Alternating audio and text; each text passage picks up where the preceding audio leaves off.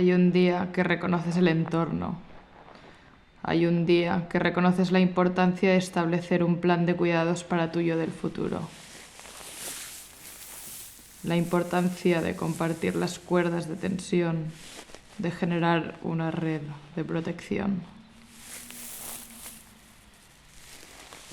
Porque en cada cuerpo hay miedo.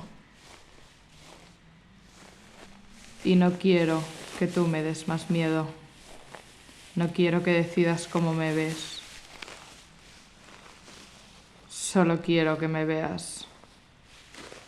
A mí, a ti, a esto, que dura poco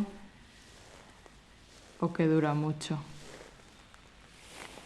Siento tu mirada fija y si viviese de ella, nunca me hubiese atrevido a mover. O nos aprendes a cuidar como lo hace ella, o lo quemamos todo. No es mi responsabilidad.